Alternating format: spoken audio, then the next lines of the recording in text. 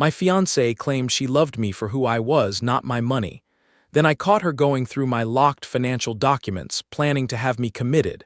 I didn't yell. I took action instead.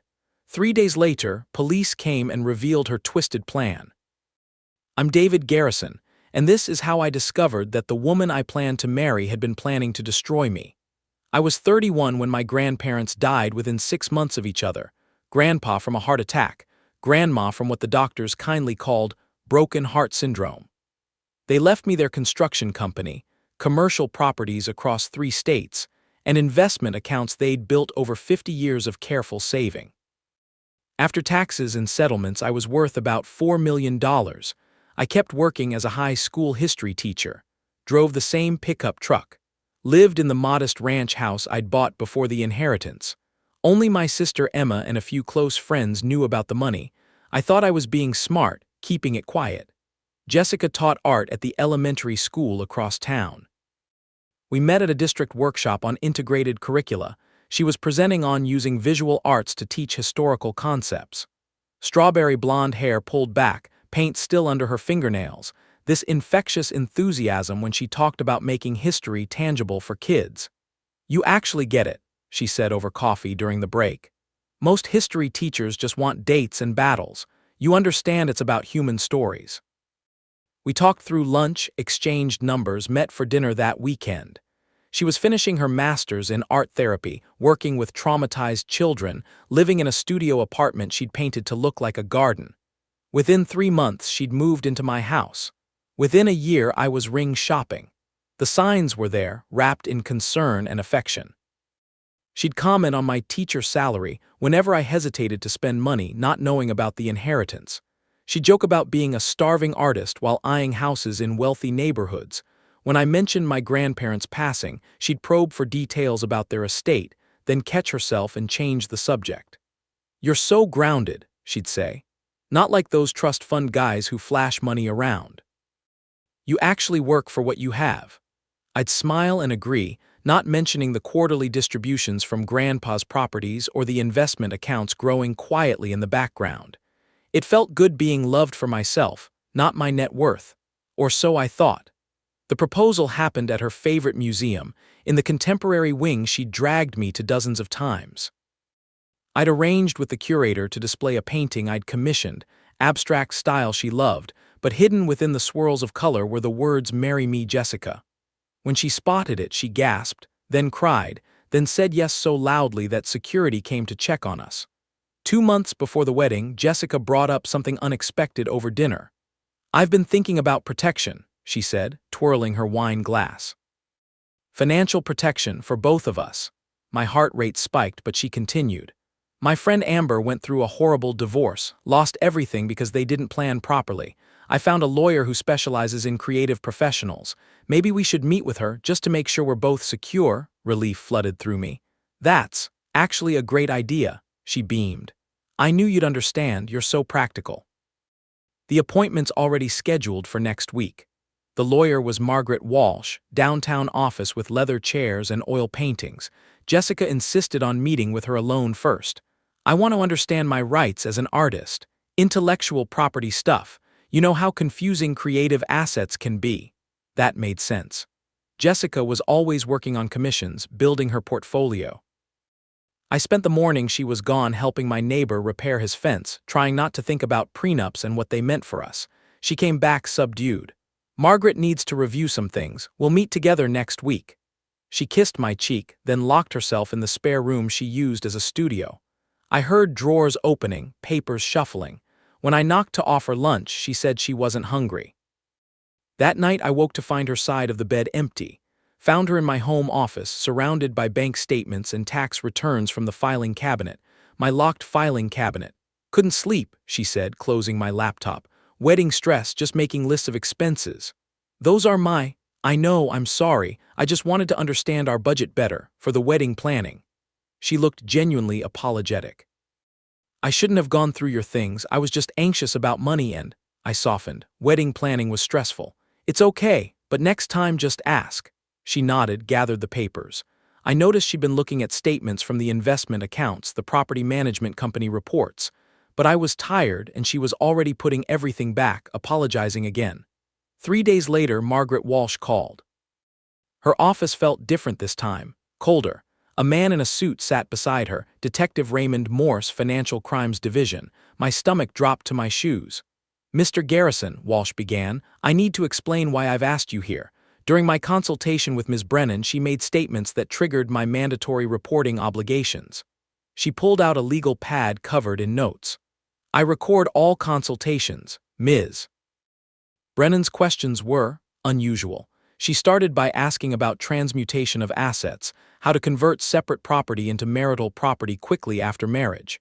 When I explained that inherited assets typically remain separate unless commingled, she became agitated. The detective leaned forward. She specifically asked, and I'm quoting from the recording, "What if he doesn't know what he has? What if there are assets he's forgotten about or doesn't monitor? Once we're married, how quickly can I secure power of attorney to manage everything?" My hands started shaking. Walsh continued. She then asked about involuntary psychiatric holds, whether a spouse could have their partner committed for evaluation, and who would control assets during that time. She wanted to know if power of attorney would transfer automatically if someone was deemed temporarily incompetent. "Psychiatric holds," my voice cracked. "It gets worse," Detective Morse said. She asked about specific medications that could cause confusion or memory issues, whether certain combinations of legally prescribed drugs could make someone appear mentally unstable. She framed it as research for an art therapy project, but I made it to Walsh's private bathroom just in time. When I returned, legs shaky, they'd laid out more evidence. Walsh had done her own investigation after the meeting, concerned enough to hire a private investigator before contacting police. Jessica had been married before, briefly, to an older artist named Thomas Hartley who'd suffered a nervous breakdown 6 months into their marriage. He'd been hospitalized for 3 weeks after exhibiting confusion, memory loss, and paranoid behavior. During that time, Jessica had attempted to liquidate his assets, claiming power of attorney. Only his adult daughter's intervention had stopped her. "We tracked down Mr. Hartley," Detective Morse said. "He believes she was drugging him. Couldn't prove it then, but looking back, his symptoms align with certain interactions between his prescribed medications and over-the-counter supplements she was giving him for health." There was more. Jessica's master's in art therapy was from an unaccredited online program. Her work with traumatized children. Volunteer work she'd been dismissed from after parents complained about inappropriate questions regarding their financial situations. The friend with the horrible divorce, Amber, didn't exist. "We believe she targets men with inherited wealth," Walsh explained. "Men who don't flaunt it, who might not fully understand what they have. She creates scenarios where they appear unstable, gains control of assets, then disappears before anyone can prove what happened." They'd found 2 other victims. One in Arizona, a shy engineer who'd inherited his father's tech patents. Another in Oregon, a teacher like me who'd received a settlement from his mother's wrongful death suit. Both had experienced mysterious health issues after marriage. Both had lost significant assets before Jessica vanished. "Why didn't they press charges?" I asked. "Hard to prove," Detective Morse admitted. "She's careful, uses legal medications in legal ways that just happen to interact badly, creates documentation of concerning behavior. By the time victims recover enough to understand what happened, she's gone and the money's harder to trace." They needed my help. I'd wear a wire, go through with the joint lawyer meeting, let her incriminate herself further. The thought made me sick, but the alternative, waking up confused in a psychiatric ward while Jessica drained accounts, was worse. That night was torture. Jessica curled against me, talking about wedding venues, honeymoon destinations. "I was thinking somewhere remote," she said. "Maybe that resort in Costa Rica with the limited phone service. We could really disconnect, just focus on each other. Remote location, limited communication." My skin crawled. I managed 3 days before she noticed something was wrong. "You're distant," she said over breakfast. "Are you having second thoughts?" "Just work stress," I lied. "State testing coming up." She studied me, then smiled. "You need to relax. I'll make you my special tea tonight, the one with the adaptogens. Always helps you sleep better." I'd been drinking that tea for months. Now I wondered what else was in it. The meeting with Walsh was scheduled for Thursday. Wednesday night, Jessica was extra attentive, made my favorite dinner, opened expensive wine, kept refilling my glass while barely touching hers. When she brought out the tea, I pretended to sip while she watched. "You know what I love about you," she said, running her fingers through my hair.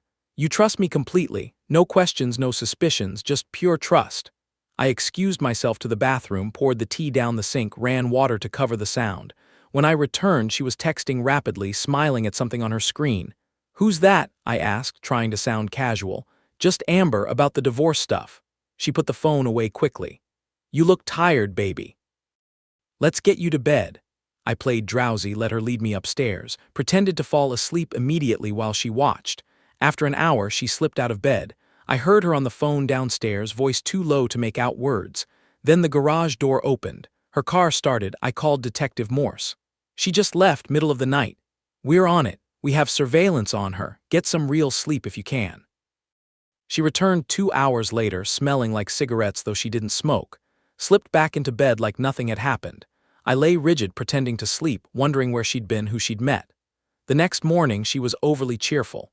"Big day, finally getting our future secured. I've been thinking maybe we should combine everything right after the wedding.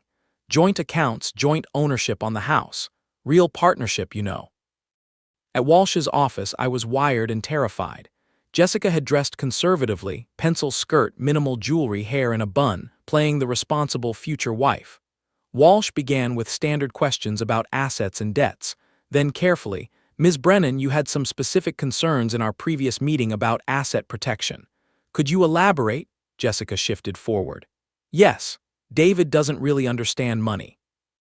He's brilliant with history, but finances confuse him. I've noticed some concerning patterns. Forgetfulness about bills, confusion about account balances. His family has a history of early onset dementia." My blood froze. My family had no such history. "I see," Walsh said carefully. "And you're worried about protecting assets if his condition worsens." "Exactly. I need to know how quickly I could step in if necessary. He's already showing signs, mood swings, paranoia. Last week he accused me of going through his papers when I was just organizing his desk. He forgot he'd asked me to. I'd never asked her to organize anything." Jessica continued, voice dripping with concern. "I've been documenting everything. The confusion, the false accusations. I even have video of him having what I can only call an episode, yelling about people stealing from him when nothing was missing." "Do you have medical documentation?" Walsh asked. "Working on it. I've been supplementing his diet with brain-healthy nutrients. Omega-3s, ginkgo, some herbal compounds. But I think he needs professional evaluation. After we're married, I plan to insist on it, for his own good. And if he resists..." Jessica's mask slipped slightly. "Well, that's why I need to know my options. Involuntary commitment if necessary. Someone has to protect him from himself, and protect his assets from being mismanaged while he's unwell." Walsh pushed carefully. "In our last meeting, you asked about specific medications. For my research," Jessica interrupted quickly. "Art therapy with dementia patients, nothing to do with David." "Of course. And the questions about accessing accounts he might not be monitoring. I just want to make sure nothing falls through the cracks if he deteriorates. He mentioned once that his grandparents left him something, but he's vague about details. Classic early-stage memory issues." She was building a case, creating a paper trail that would justify taking control. The detective had been right. She was very, very careful. Walsh wrapped up the meeting with promises to draft documents. Jessica kissed my cheek as we left. "See, that wasn't so bad. Margaret really understands our situation." In the parking garage, police were waiting. Jessica saw them and her face transformed. The mask didn't just slip, it shattered. She turned to run, but there was nowhere to go. "Jessica Brennan, you're under arrest for conspiracy to commit fraud, attempted financial exploitation, and identity theft." She looked at me as they cuffed her, and the hatred in her eyes was pure. "You stupid, stupid man, do you know what you've done? Do you know who you're messing with?" The arrest revealed everything. Jessica Brennan was actually Jennifer Blackwood, wanted in 3 states. The midnight meeting with a doctor who'd been selling her prescription pads. The supplements she'd been giving me contained compounds that, while legal, would interact with common medications to cause confusion and memory issues. They found her real apartment. She'd never actually moved in with me, just stayed over. Inside, files on 6 different men, including me. Financial records she'd stolen, medical histories she'd fabricated, videos she'd secretly recorded and edited to make normal behavior look erratic. But the real shock was her partner. The friend from college who'd visited twice was actually her husband. They'd been running this con for 8 years. He'd pose as a concerned friend, validate her stories about my deterioration, help build the case for institutionalization. The trial was a circus. Jennifer's defense claimed I'd entrapped her, that she'd genuinely fallen in love and was only trying to protect me from my obvious mental decline. She produced the videos, cleverly edited to make my normal reactions look unhinged, had affidavits from her husband, presented as just a concerned friend, about my erratic behavior. But the prosecution had the recorded consultations, the evidence from previous victims, the prescription pad fraud. Mr. Hartley testified via video link. He was still too traumatized to be in the same room as her. He described months of confusion, missing time, waking up in hospitals with no memory of how he got there. She convinced me I was losing my mind, he said. I signed papers I don't remember. Gave her power of attorney because I believed I was sick. It took years of therapy to understand what she'd done to me. The other victim, Michael Chen from Oregon, flew in to testify. An elementary school principal who'd inherited his mother's estate. Jennifer had posed as a grief counselor, targeted him 6 months after his loss. He'd lost $400,000 before his brother intervened. She knew exactly how to exploit grief, he testified. Made me dependent on her, then slowly convinced me I wasn't capable of managing my own life. The medications she gave me. I thought I was going crazy. Jennifer took the stand against her lawyer's advice. Claimed everything was a misunderstanding, that she'd been trying to protect assets for our future family. When the prosecutor played the recording of her asking about involuntary commitment, she insisted it was about her art therapy research. Can you name one dementia patient you've worked with? The prosecutor asked. Silence. Can you provide any documentation of this art therapy program you claim to be researching for? I don't have to justify my creative process to you. The jury deliberated for 4 hours. Guilty on all counts. Her husband, arrested separately, pled guilty in exchange for testimony. He revealed they'd successfully conned 12 men over 8 years, stealing over $3 million. Most victims never reported it, too ashamed or still convinced they'd actually been ill. Sentencing was brutal. The judge, a woman in her 70s who'd seen everything, didn't mince words. Ms. Blackwood, you didn't just steal money, you stole sanity. You made victims question their own minds, their own reality. You weaponized love and trust in the cruelest possible way. The psychological damage you've inflicted is incalculable. 12 years federal prison. Restitution to all identified victims, though most of the money was gone, spent on luxury rentals and offshore accounts they couldn't trace. Her husband got 8 years. Jennifer screamed at sentencing. Not at the judge, but at me.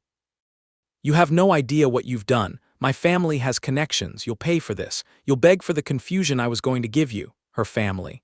Turns out she came from money herself, old money, the kind that bought lawyers and buried scandals. Her father had disowned her after the 3rd arrest in her 20s, but her brother still had resources. And rage. The harassment started immediately. Dead animals on my doorstep.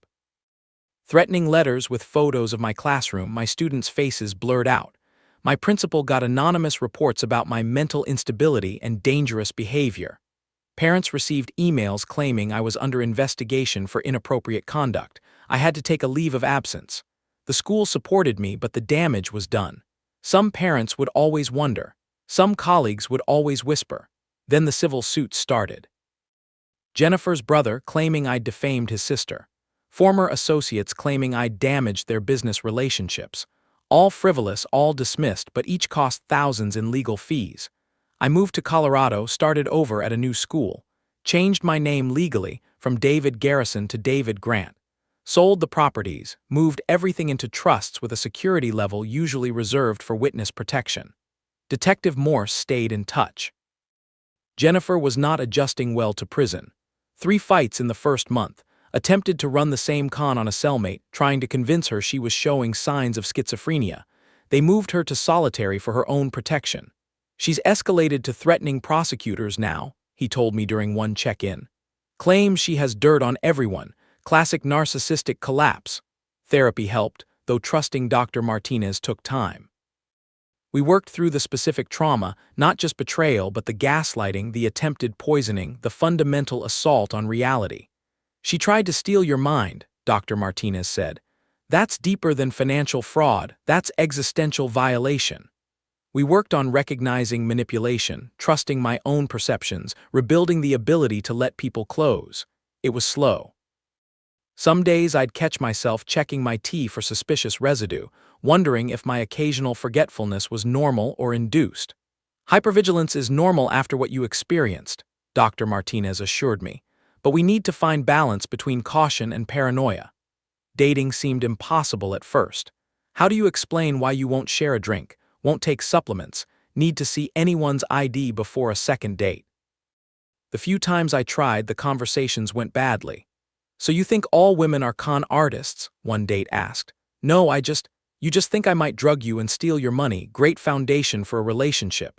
She wasn't wrong. The damage ran deep, but time helps, teaching helped more. Teenagers don't care about your trauma, they need you present, stable, making history relevant to their lives. The routine grounded me. The purpose reminded me who I was beyond a victim. 3 years into Jennifer's sentence, I got a call from Detective Morse. She's been corresponding with someone on the outside. Coded letters, but we cracked it. She's planning something for when she gets out. My blood chilled. Planning what? We're not sure, but she's obsessed with you, keeps journals about what she'll do when she's free. We've alerted the prison psych team. I upgraded security again. Cameras everywhere, panic buttons, a concealed carry permit I hoped never to use. The hypervigilance Dr. Martinez had worked to reduce came roaring back, but something else happened too. Michael Chen reached out, then Mr. Hartley, then others, a network of her victims supporting each other. We started a foundation, not for money but for awareness. Financial exploitation through psychological manipulation was more common than people realized. She stole years of my life, Mr. Hartley said during one video call, but I'll be damned if I let her steal the rest. We created resources, worked with elder abuse organizations, educated about the warning signs. It felt like reclaiming something, turning victimhood into advocacy. I met Sarah at one of these workshops. She was a financial crimes prosecutor, there to learn about victim perspectives. Smart, direct, with a dark humor that matched mine. When I mentioned my trust issues, she laughed. I prosecute con artists for a living. I literally have trust issues as a job requirement. We started as colleagues, became friends, eventually more. She knew my whole story before our first date, had actually read the case files. Jennifer Blackwood, she said over coffee. Studied her in training, classic narcissistic predator with psychopathic features. You know she's been diagnosed now, antisocial personality disorder with narcissistic traits. It helped somehow, having clinical language for what happened. Not evil as some abstract concept, but a specific pathology that chose me as a target. Sarah understood the paranoia, the need for verification, the flinch when someone offered me tea. She also understood healing wasn't linear. Some days were harder than others, some triggers unexpected. You know what I love about you, she said one night, then caught herself. Sorry, that's probably... What? I asked, bracing. You survived something designed to break your reality and you still choose to trust. Carefully with verification, but still, that's not weakness, that's the ultimate fuck you to people like her. We've been together 2 years now. She jokes about our paranoid paradise, the security system, the background checks on everyone, the way we both read legal documents like they might contain hidden traps. But it works. 2 damaged people creating something careful but real. Jennifer has 4 years left. The prison emails updates. She's been transferred 3 times for manipulating other inmates. Tried to convince one she was a political prisoner, another that guards were poisoning the food. Even in prison, she can't stop the con. Her brother still sends occasional threats through lawyers, always careful, always deniable. The FBI has a file but can't do much without direct action. So I stay vigilant, stay careful, stay alive. The restitution checks come monthly, $47 from her prison job. I donate them to the foundation. Someone suggested I frame them like trophies, but that feels like giving her space in my life she doesn't deserve. Instead, I focus on what I've built, the teaching career that grounds me, the relationship that grows slowly but genuinely, the network of survivors who understand. the life she tried to steal but couldn't. Recovery isn't a destination, it's a daily choice.